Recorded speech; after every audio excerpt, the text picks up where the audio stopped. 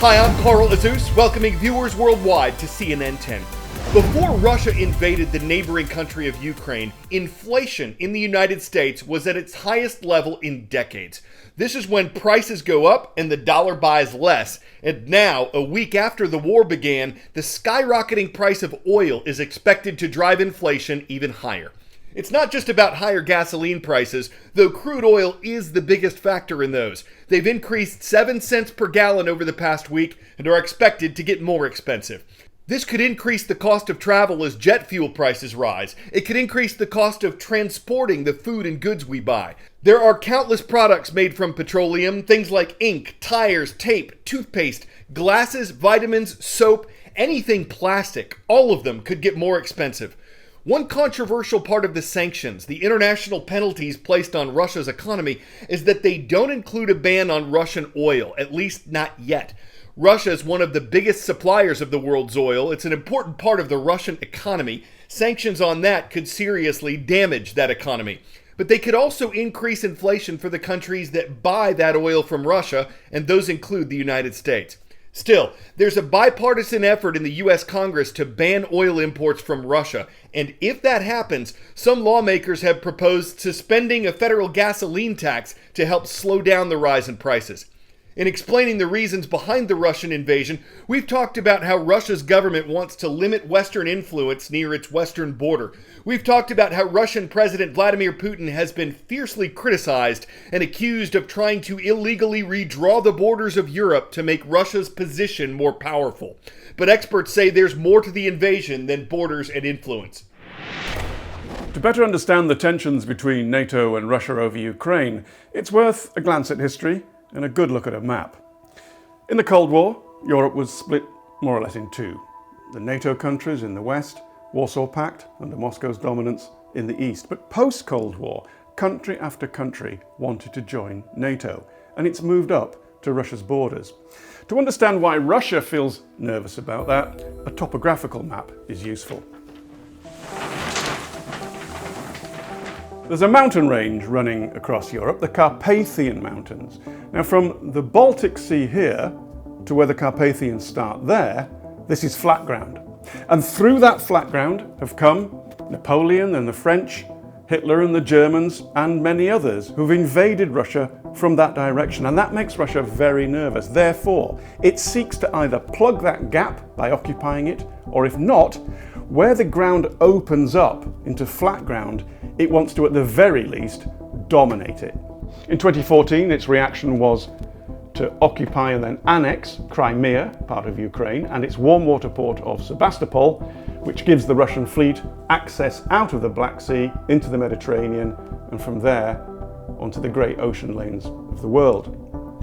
It also fomented civil war in the Donbass region in order to create a small mini buffer zone.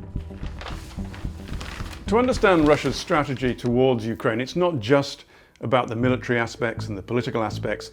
It's important to understand the place that Ukraine has in Russia's heart, or in its psychology. Russian culture began in Kiev, and it's where what eventually became Russia was founded. I mean, it moved eastwards across to Moscow, but they still know in their collective imagination that the root of their culture is in the heart of Ukraine. And Putin wrote an essay pretty much about this, in which he doesn't recognize these lines on the map, these borders, because as far as he's concerned, Ukraine is part of Mother Russia. And that is a psychology that goes quite deep into the Russian collective memory.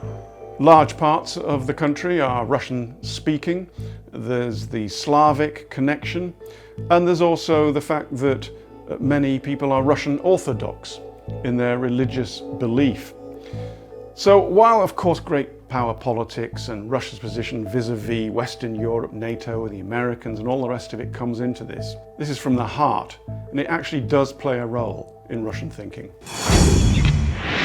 10-second trivia. What has the greatest influence on the tides of the oceans? The seasons, the sun, the moon, or gyres? The gravitational pull of the moon is responsible for Earth's high and low tides. For the first time, as far as scientists know, a chunk of man-made junk has gone thunk, unintentionally, on the surface of the moon.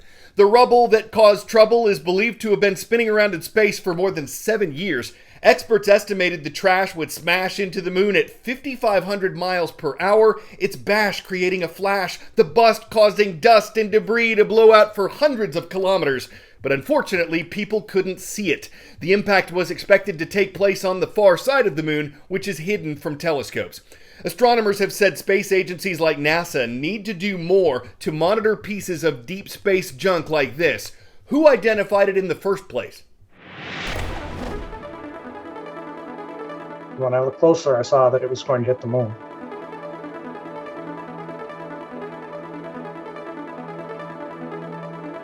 This particular piece of junk happened to have a fairly close flyby the moon. Afterwards, when it was observed, I updated its orbit and ran into a problem. The software basically objected to it, and when I looked closer, I saw that it was because on March 4th, at a little bit after noon Greenwich time, it was going to hit the moon.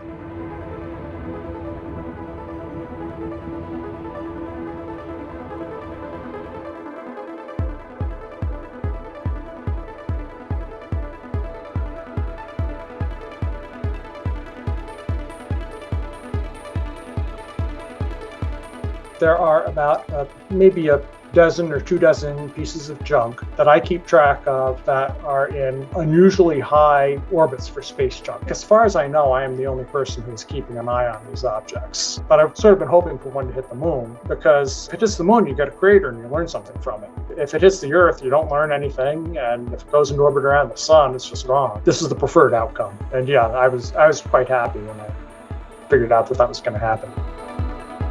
Major thing that we'll wind up getting is a very nice fresh impact crater. It will turn up a little bit of lunar soil from underneath, probably a meter or 2 down, in a part of the moon that we currently don't know very much about.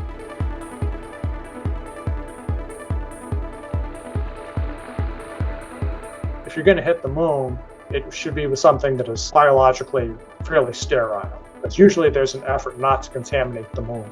There are different arguments as to where that junk should go, but having a plan for it rather than just leaving it floating around at random would probably be a good idea.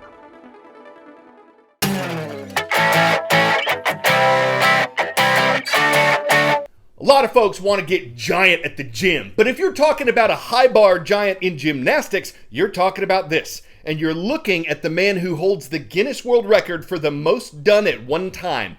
A high bar giant is a full 360 with a slight pause at the top, and Roman Saragian of Armenia has been verified as the reigning champ. Over a time of 28 minutes, he completed 1,001 rotations.